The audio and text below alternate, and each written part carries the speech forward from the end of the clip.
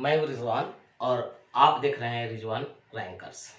आज का टॉपिक्स है express contracts, implied contracts, tacit contracts and quasi contracts. Topics to be discussed.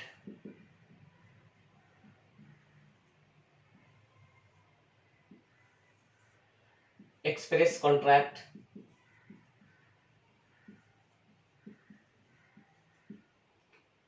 implied contracts,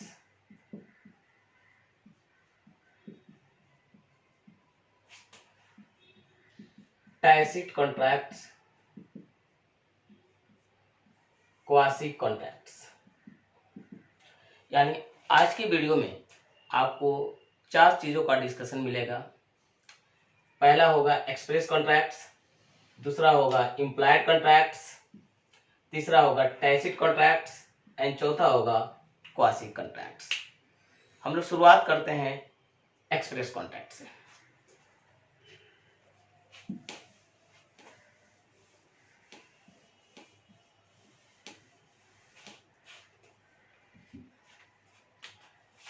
express contract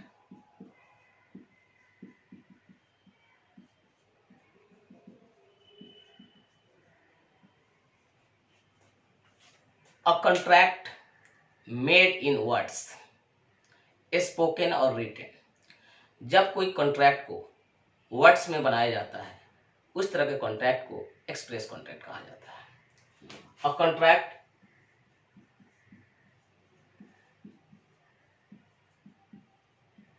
made in words, spoken और written is called an express contract।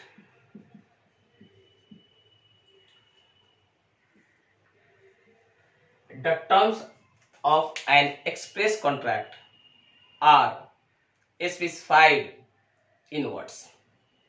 यानी express contract के जो terms हैं वो specified होते हैं, mention होते हैं, स्टेटेड होते हैं इन words.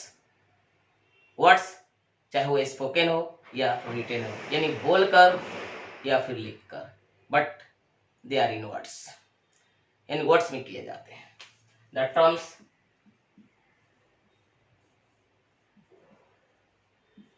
Of an express contract are specified या यूं कहिए स्टेटेड इन वर्ड्स, स्पोकन और रिटन।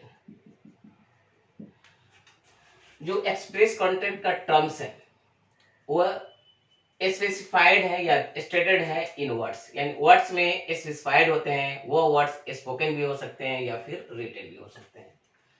यानी express contract, a contract made in words, जब कोई कॉन्ट्रैक्ट वर्ड्स में किया जाए वो वर्ड्स स्पोकन यानी बोलकर या फिर लिखकर, तो उस तरह के कॉन्ट्रैक्ट को एक्सप्रेस कॉन्ट्रैक्ट कहा जाता है।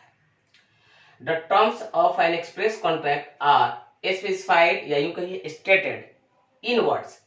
एक्सप्रेस कॉन्ट्रैक्ट के जो भी टर्म्स हैं उसको वर्ड्स में स्पेसिफाई किया जाता है, मेंशन किया जाता है पार्टीज के द्वारा। वो वर्ड्स स्पोकन भी हो सकते हैं यानी बोल के भी किया जा सकता है या फिर लिख कर इन राइटिंग भी किया जा सकता है।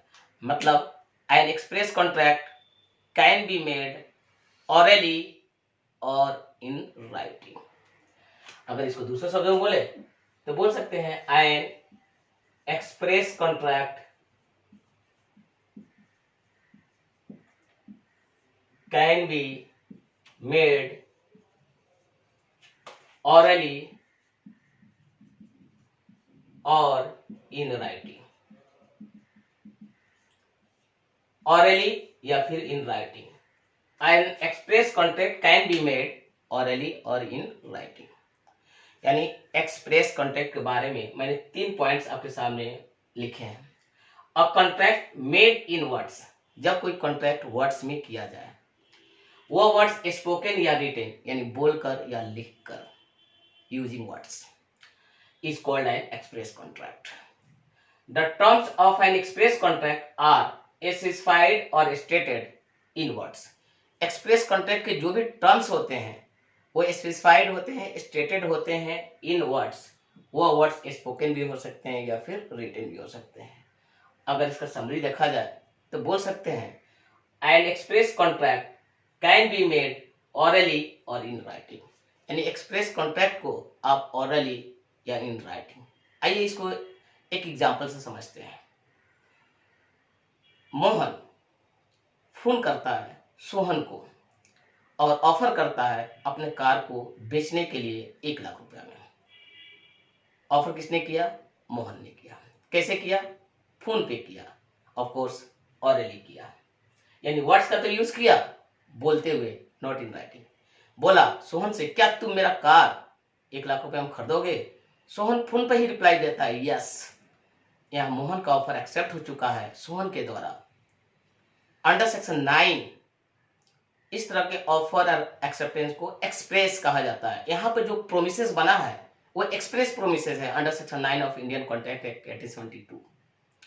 और इन लोग के बीच में जो कॉन्ट्रैक्ट बना मोहन और सोहन के बीच में, वो एक एक्सप्रेस कॉन्ट्रैक्ट है, क्योंकि इस कॉन्ट्रैक्ट को बनाया गया है यूजिंग वर्ड्स, स्पोकन वर्ड्स, बोली हुई वर्ड्स के द्वारा। अगर वही केस मोहन एक लेटर लिखता सोहन को और ऑफर करता कि क्या तुम अपना कार 10,000 में बेचोगे, और सोहन यस बोल देता, वो भी एक लेटर लिखकर रिप्लाई कर देता, तो दोनों के बीच में फिर भी एक एक्सप्रेस कॉन्ट्रैक्ट बनता है, क्योंकि वहां भी वर्ड्स का यूज हो रहा है। ये अलग बात है कि वो रिटेन वर्ड्स है न कि स्पोकन वर्ड्स है। तो वर्ड्स का यूज होना चाहिए, चाहे वर्ड्स स्पोकन हो या फिर वो वर्ड्स रिटेन हो। इन सब का जो बेसिस है वो सेक्शन 9 है। इंडियन कॉन्ट्रैक्ट एक्ट 1872 का सेक्शन 9 कहता है अ promise made in words is an express promise. यानी सेक्शन 9 क्या कहता है, आइए देखते हैं।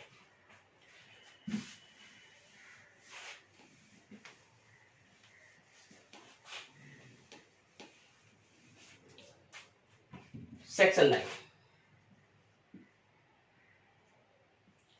9 Indian contract act, a promise made in words, spoken or written,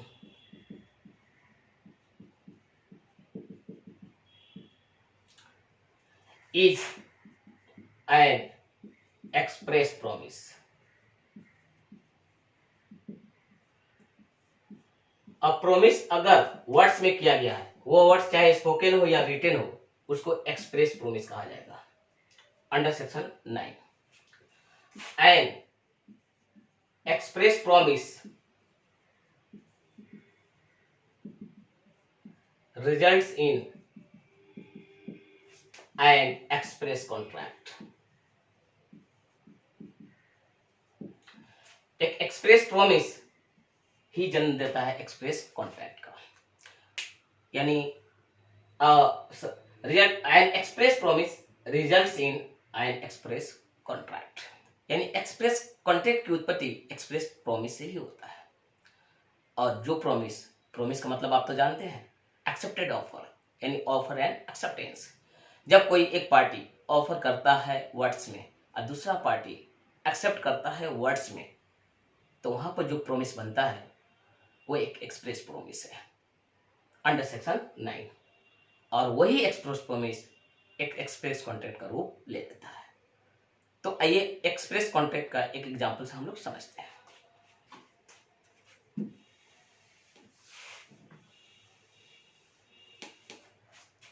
for example,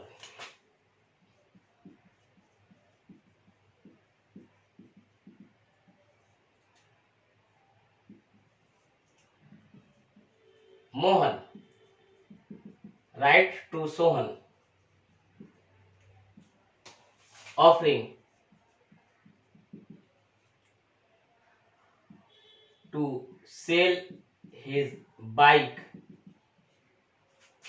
for rupees 10,000. Sohan writes to Mohan accepting the offer.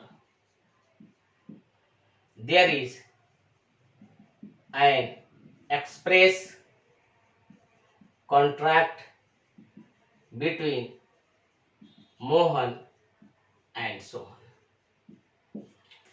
Mohan writes to Sohan offering to sell his bike for rupees 10,000. Mohan Sohan को एक letter लिखता है और उस letter में अपना bike को बेचने का ऑफर करता है सोहन को कि 10,000 में तुम मेरा बाइक ले लो। सोहन भी एक लेटर लिखता है मोहन को एक्सेप्टिंग द ऑफर को उस लेटर के द्वारा एक्सेप्ट कर लेता है। अब बताइए, under section 9 of Indian Contract Act 1872, there is an express offer, there is an express acceptance, as a result there is an express promise, and hence finally there is an express contract between Mohan and Sohan. Here the contract has been made in written words. चलिए एक spoken words का example देख लेते हैं।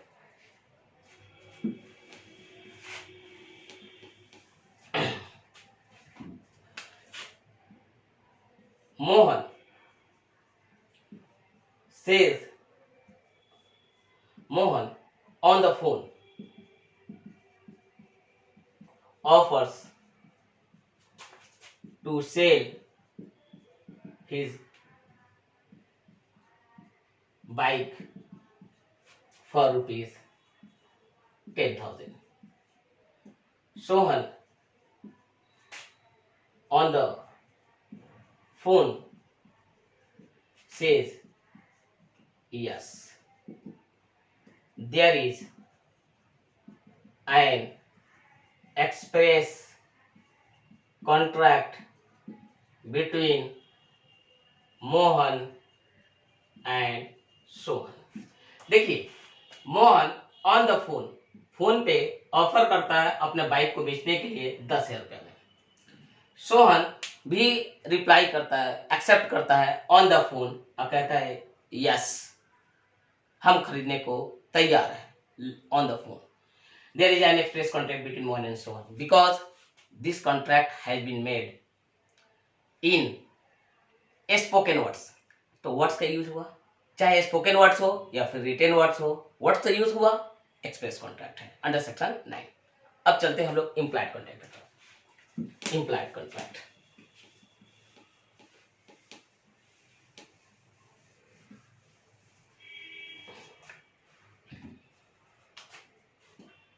Implied contract. देखिए, इससे पहले मैंने बात किया एक्सप्रेस कॉन्ट्रैक्ट का।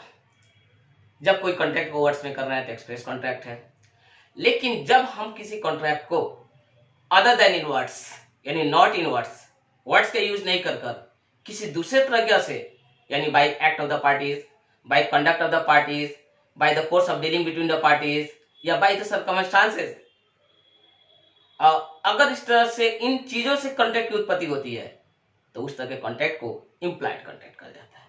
यानी जो इम्प्लाइड कॉन्ट्रैक्ट का टर्म्स है they are not agreed on, they are not specified in words, but they are inferred from the conduct of the parties, from the acts of the parties, from the situation, from the course of dealings, या from the circumstances. A contract made other than in words, other than in words, words में नहीं, words को छोड़कर किसी दूसरे तरीके से is called an implied contract.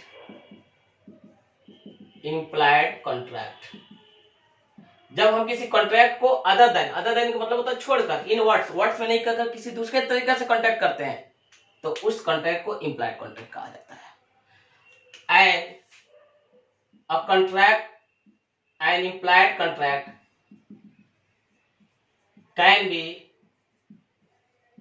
inferred from the acts of the parties, conduct of the parties, course of dealings between the parties,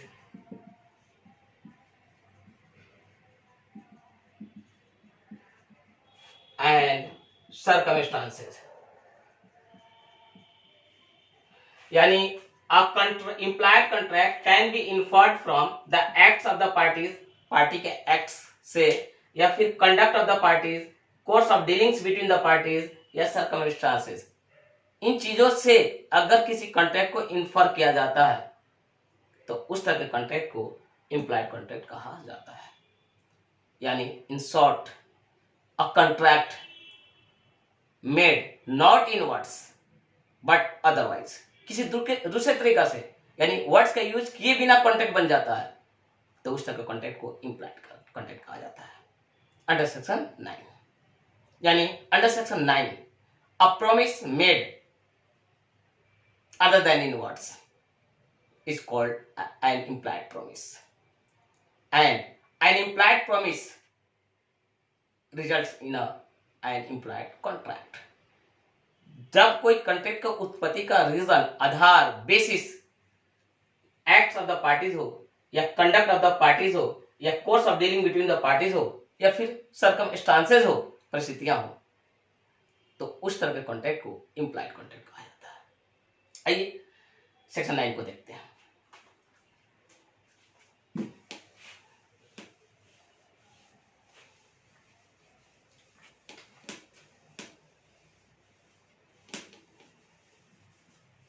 section 9 क्या कहता है? Section 9, a promise made other than in words, other than in words, word छोड़कर, is called an implied promise. An implied promise. And an implied promise results in an implied contract. implied promise he implied contract को जन्म देता है. जैसा कि पहले मैंने बोला कि एक्सप्रेस प्रॉमिस एक्सप्रेस कॉन्ट्रैक्ट को जन्म देता है, उसी तरह implied प्रॉमिस implied कॉन्ट्रैक्ट को जन्म देता है. अंडर सेक्शन 9, जब किसी प्रॉमिस को वर्ड्स में करते हैं, चाहे वो स्पोकन वर्ड्स हो या रिटेन वर्ड्स हो, यानी बोल कर या लिख कर, तो उस तरह का प्रॉमिस को एक्सप्रेस प्रॉमिस. जब कोई प्रॉमिस को other than in words, words के बिना वर्ड्स यूज किए, like acts of the parties, conduct of the parties, course of dealings between the parties, या सर्कमस्टांसेस, तो उस तरह के कॉन्ट्रैक्ट को प्रॉमिस को इम्प्लाइड प्रॉमिस कहते हैं. और वही इम्प्लाइड प्रॉमिस इम्प्लाइड कॉन्ट्रैक्ट का रूप ले लेता है अंडर सेक्शन 9. आइए एक एग्जांपल से हम लोग समझते हैं. फॉर एग्जांपल,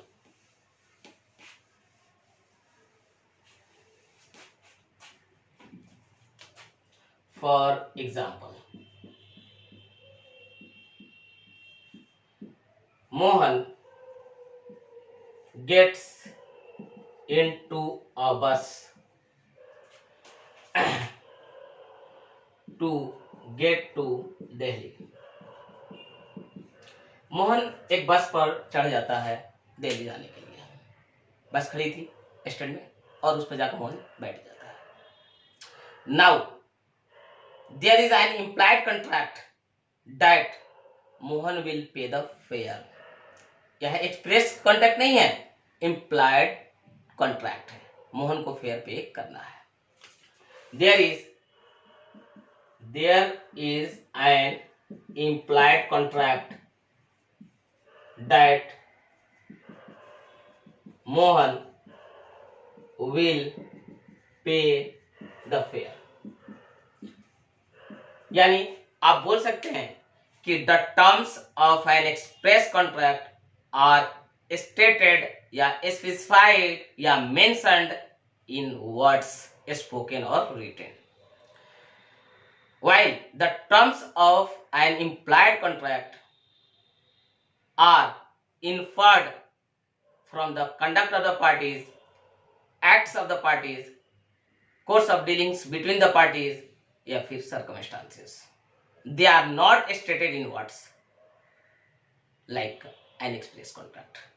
But एक चीज क्लियर है, कॉन्ट्रैक्ट चाहे वो एक्सप्रेस हो वो या इम्प्लाइड हो, both are valid and both are enforceable by law. In terms of enforceability by law, both are same, चाहे वो एक्सप्रेस कॉन्ट्रैक्ट हो या फिर इम्प्लाइड कॉन्ट्रैक्ट हो. अगर हम इसको इन्फोर्सिबिलिटी बाय लॉ के टर्म्स में बात करते हैं तो दोनों सेम है, दोनों इक्वल है in terms of enforceability by law. इस बात को समझ लें. अंतर यही होता है कि एक का टर्म्स वर्ड्स में एक्सप्रेस होता है और दूसरे का टर्म्स इन्फर किया जाता है कंडक्ट से, एक्ट से, कोर्स ऑफ डीलिंग से या फिर सर्कमस्टेंसेस से. आगे बढ़ते हैं. एक कॉन्ट्रैक्ट आता है टैसिट कॉन्ट्रैक्ट. टैसिट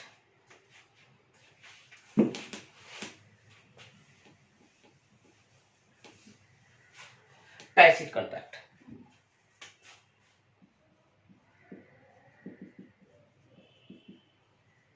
देखिए यहां पर वर्ड है टैसिट. टैसिट का मतलब होता है साइलेंट.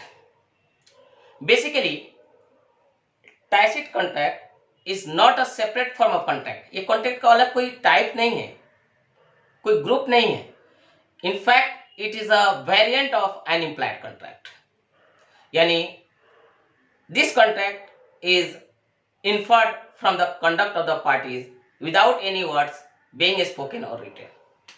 Tacit, ये जो tacit है, tacit means silent. tacit का मतलब होता है silent, silent, silent.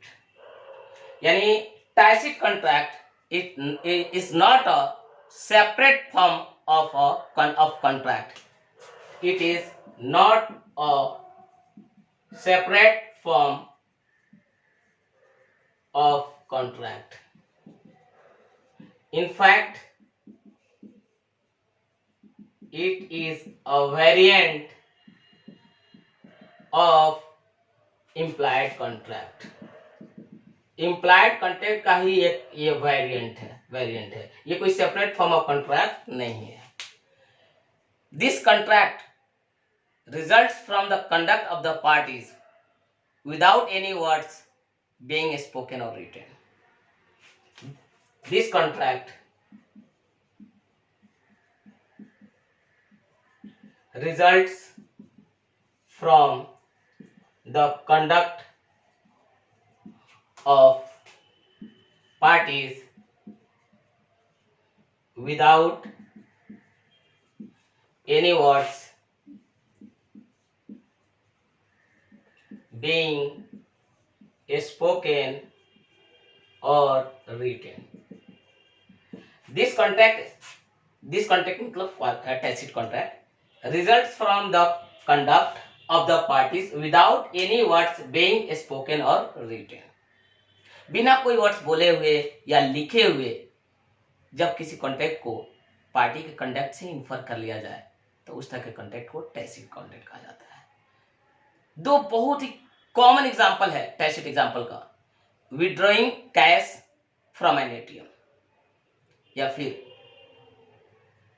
A contract coming into existence on the fall of a hammer in an auction sale. Examples of tacit contract. Examples क्या क्या examples? Examples: withdrawing cash from an ATM. A contract coming into existence on the fall of the hammer in an auction sale। जब auction cell होता है, bidding होती है, और वहां पर जब ऑक्शनियर अपना हैमर हथौड़ा को गिराता है और बिड एक्सेप्ट होता है, वो भी एक एग्जांपल है टैसिट कॉन्ट्रैक्ट का। A person withdrawing cash from an ATM is also classic example of tacit contract. आगे बढ़ते हैं और लास्ट टॉपिक यानी quasi contract.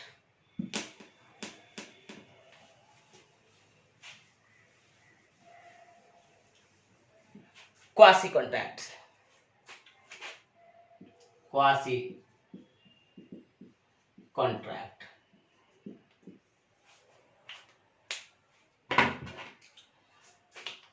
Quasi contract in fact ये contract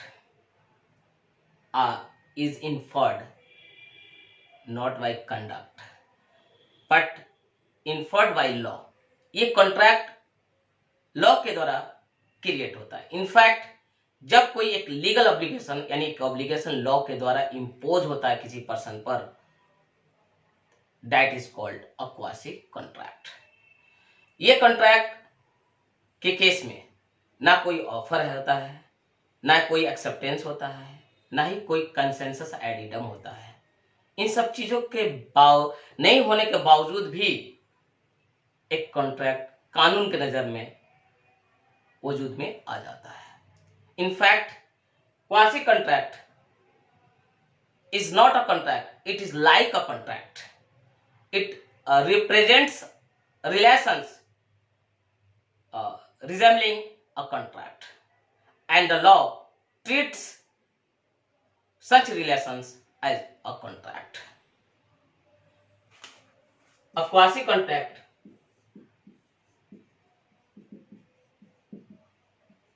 is like a contract।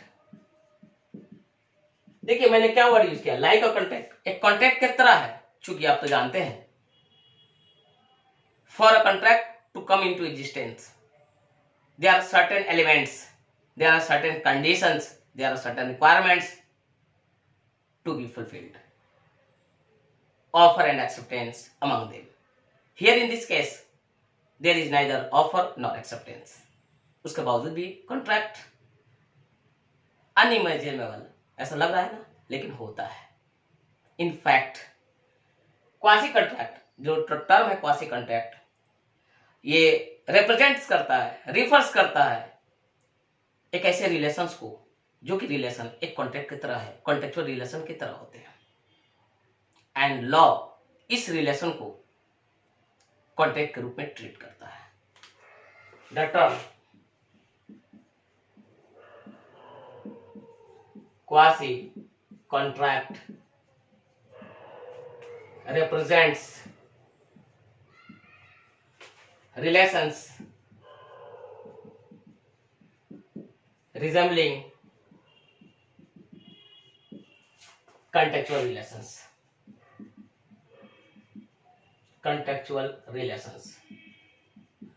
and law treats such relations as contracts। A quasi contract is like a contract because this contract comes into existence despite the fact there is no offer, there is no acceptance, there is no consensus addendum। उसके बावजूद भी ये contract वजूद में आता है, यानी in fact it is not a contract but a like of contract, यानी कॉन्ट्रैक्ट की तरह ही एक रिलेशन है। The term quasi contracts represents relations resembling contractual relations and the law treats such relation as contract। यानी जो टर्म है quasi contract एक ऐसे रिलेशन को रिप्रेजेंट करता है जो कॉन्ट्रैक्चुअल रिलेशन की तरह ही दिखता है, और लॉ इस रिलेशन को कॉन्ट्रैक्ट के रूप में ट्रीट करता है। अगर इन सब का समरी बोले तो quasi contract is an obligation imposed by a law on a particular person।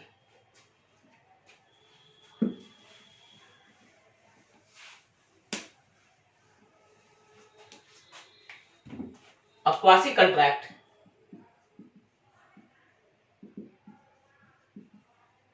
is an obligation imposed by law on a particular person. Quasi contract एक ऑब्लिगेशन को कहते हैं जो एप्लीकेशन लॉ के द्वारा इंपोज होता है ऑन अ पर्टिकुलर पर्सन। कैसे? जैसे आप मतलब while walking Mohan finds a lost mobile. Mohan walking कर रहा था, तभी उसको एक मोबाइल मिलता है। Here Mohan is under a legal obligation to find the owner and return the mobile to him. यहाँ मोहन के ऊपर एक ऑब्लिगेशन इंपोज हुआ लॉ के द्वारा कि वो मोबाइल को ओनर को खोजे और उसको लौटा दे। This obligation impose on Mohan is called a quasi contract and the principle of quasi contract यानी the principle on which the quasi contract is based is that none should be allowed to enrich himself unjustly at the expense of another. Yani this contract, the quasi contract, is based on the principle that none should be allowed to enrich himself unjustly at the expense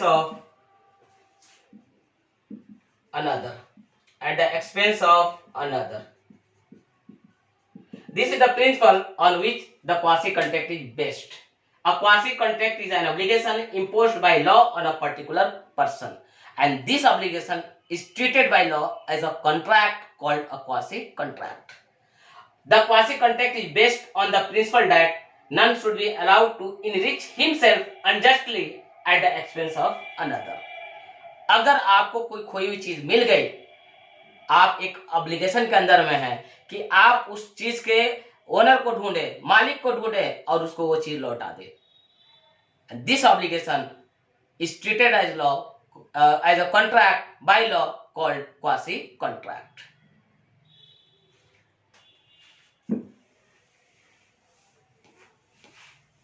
example देते हैं क्वासी कॉन्ट्रैक्ट का।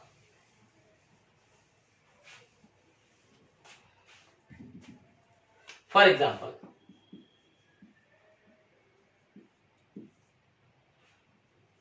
while walking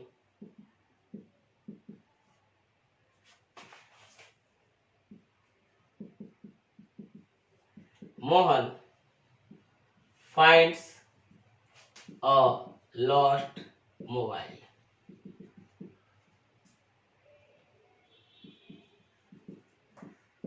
Mohan को एक mobile मिल गया जब वो टहल रहा था, कहीं जा रहा था, घूम रहा था, फिर रहा था, जो भी कर रहा था। while walking Mohan finds a lost mobile. Now Mohan is under legal obligation to find the owner of the mobile and return it to him, and this obligation is called a quasi contract. This obligation is called a quasi contract. इसी obligation को quasi contract कहा जाता है। तो आपको मैंने explain किया express contract, implied contract, tacit contract end of course quasi contract. अगर इसको एकदम शॉर्ट में समरी देखा जाए तो contract made by what's is an express contract, made by situation, circumstances, acts, conducts, implied and made by law is called quasi contract.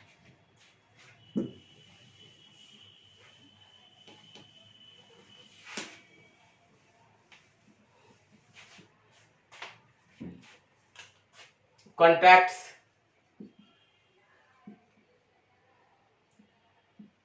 Made by words,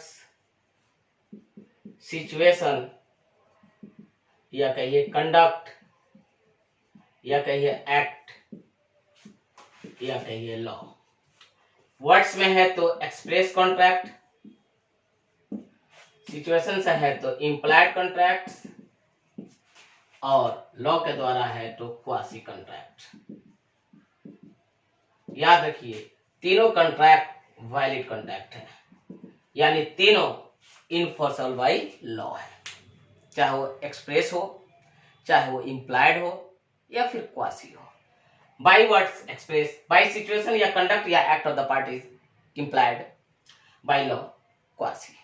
तो बहुत clear है शॉर्ट में, अगर कॉन्ट्रैक्ट को वर्ड्स में करते हैं तो एक्सप्रेस, बाय कंडक्ट या एक्ट या सिचुएशन करते हैं तो इम्प्लाइड, और बाय लॉ होता है तो that is called quasi. I hope you have enjoyed this video, और ये वीडियो आपको बहुत सी चीज़ों को समझने में मदद किया होगा। और अगर वीडियो आपको अच्छा लगा होगा तो आपसे हम एक रिक्वेस्ट करते हैं कि आप मेरे चैनल को सब्सक्राइब करें और लाइक और शेयर करें। Thank you.